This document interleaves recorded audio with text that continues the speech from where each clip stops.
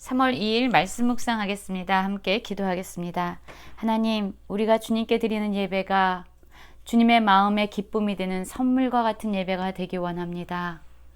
하나님이 원하시는, 하나님이 뜻하시는, 하나님의 마음을 시원케 하고 기쁨을 드리는 살아있는 예배를 드리게 하여 주시옵소서.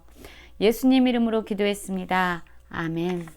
오늘의 말씀은 레위기 2장 1절부터 16절까지의 말씀입니다. 말씀을 함께 살펴보시기 전에 개인적으로 말씀을 꼭 읽으시고 묵상하는 시간 가지시기 바랍니다. 오늘 우리가 함께 살펴볼 제사는 바로 소제에 대한 것입니다. 여러분, 우리는 레위기의 핵심 주제가 거룩이라고 말씀드렸고요.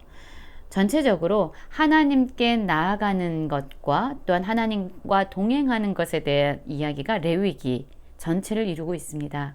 특별히 하나님께 나아가는 방법으로 5가지 제사를 말씀하고 있는데요.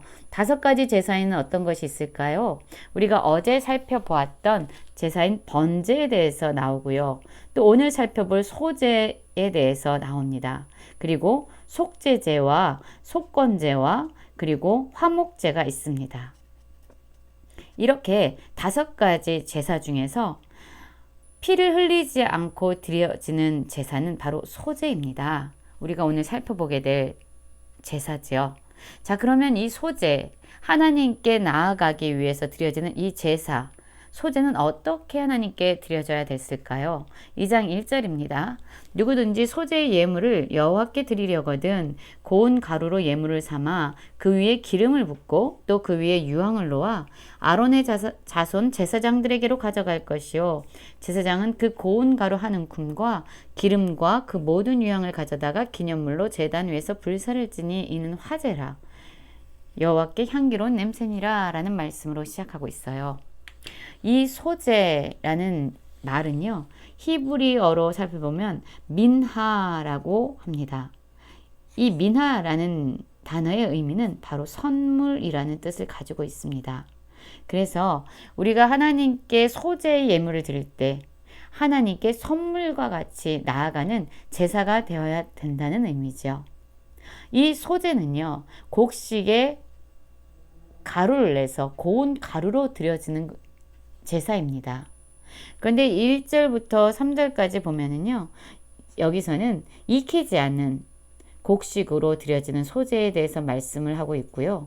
4절부터 10절까지 말씀은요, 익힌 것이나 구운 곡물로, 고운 가루로 드려지는 그러한 소제를 말씀하고 있습니다.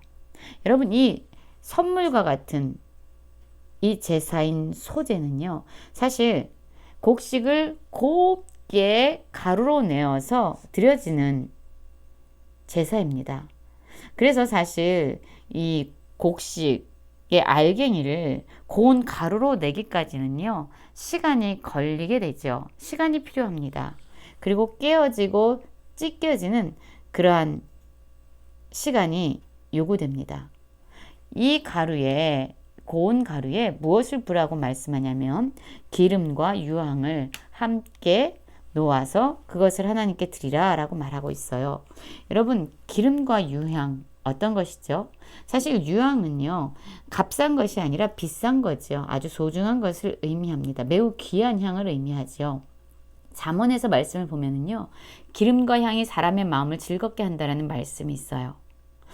이것처럼 하나님께 선물로 드려지는 제사인 이 소제는 바로 하나님의 마음에 기쁨이 되고 하나님의 마음을 즐겁게 해드리는 제사가 되어야 한다고 말씀하고 있는 것이죠.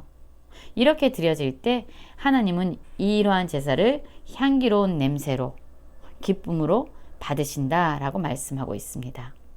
그리고 4절부터 이제 구운 가루나 또한 익힌 곡물의 가루로 하나님께 드려지는 소제를 말하고 있는데요. 앞에서 말하고 있는 유황이 언급되어 있지 않습니다.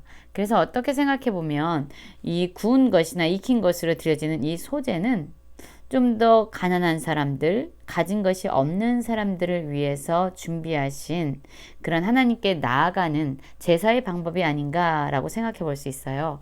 4절입니다.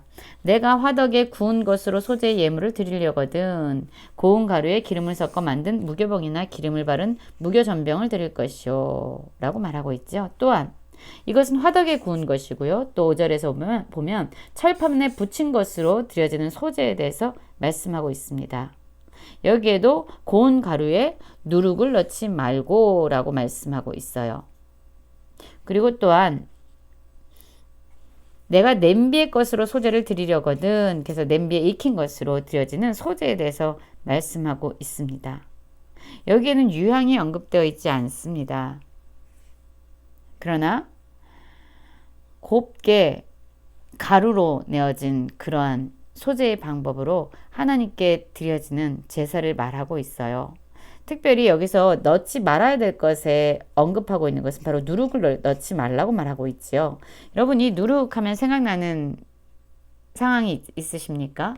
바로 이스라엘 백성을 하나님께서 출애굽시키실 때에 그들로 하여금 누룩을 넣지 않은 무교병을 가지고 먹으라고 말씀하시잖아요.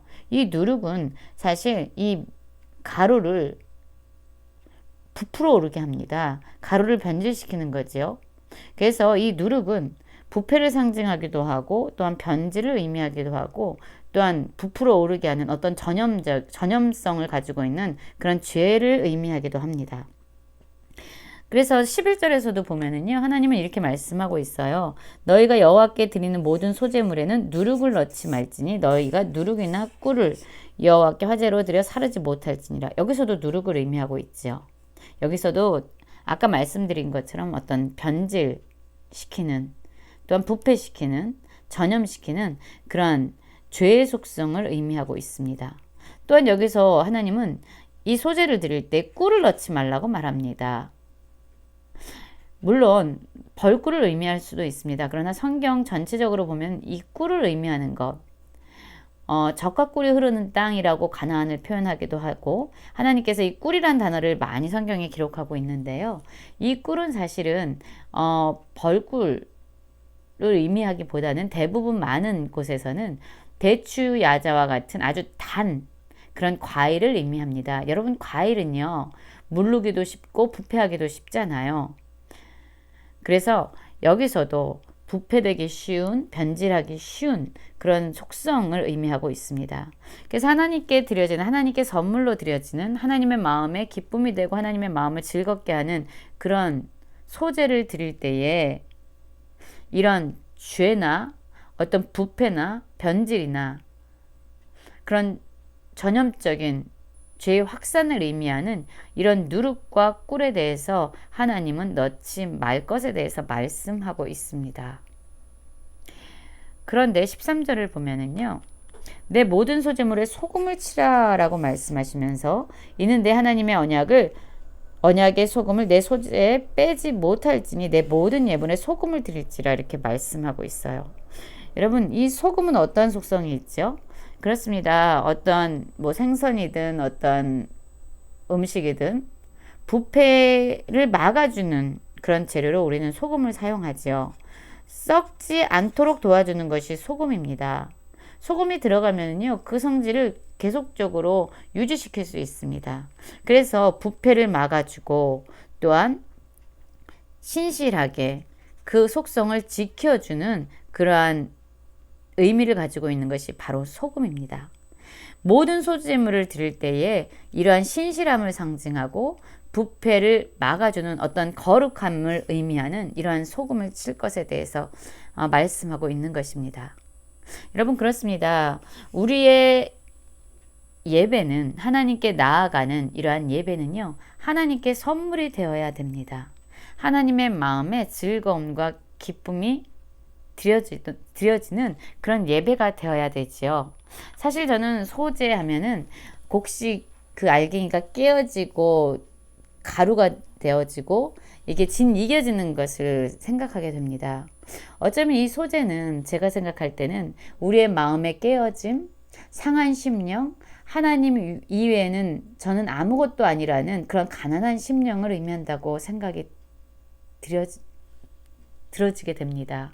우리가 하나님께 나아갈 때는 사실 상한 심령으로, 깨어진 심령으로, 찢겨진 심령으로 나아가야 합니다. 하나님만이 유일한 우리의 소망이다라는 마음으로 우리가 나아갈 때 진정 하나님께 드려지는 예배가 진정한 예배가 되어질 수 있고 하나님의 마음을 기쁘시게 하는 예배가 되어질 수 있다라고 생각을 하죠. 하나님은 모든 사람들, 가난한 사람들도 그들이 가지고 있는 것으로 하나님께 나아올 수 있는 모든 길을 열어놓으셨습니다. 우리가 예배를 드릴 때에 우리는 우리 안에 있는 죄를 제거한 거룩함으로 나아가야 합니다. 그리고 또한 부패하기 쉬운, 변질하기 쉬운 심령으로 나아가서는 안 되고요. 또는 우리의 쾌락이나 우리의 즐거움에 집중하는 그런 모습으로 나아가도 안 됩니다. 우리는 부패되지 않은, 죄가 침범하지 못하는 거룩함으로 하나님 앞에 서야 되고, 하나님이 그러하신 것처럼 우리 역시 하나님의 그러한 속성을 가지고 신실함으로 하나님 앞에 서야 하는 것이죠. 그러한 예배로 하나님께 나아갈 때 하나님은 우리가 드리는 예배를 향기로운 냄새다 라고 기쁨으로, 즐거움으로, 선물과 같이 우리의 예배를 여겨주실 것입니다. 하나님께 신령과 진정의 예배, 아름다운 소재의 예물을 가지고 나아가는 모든 성도님들 되시길 간절히 기도합니다.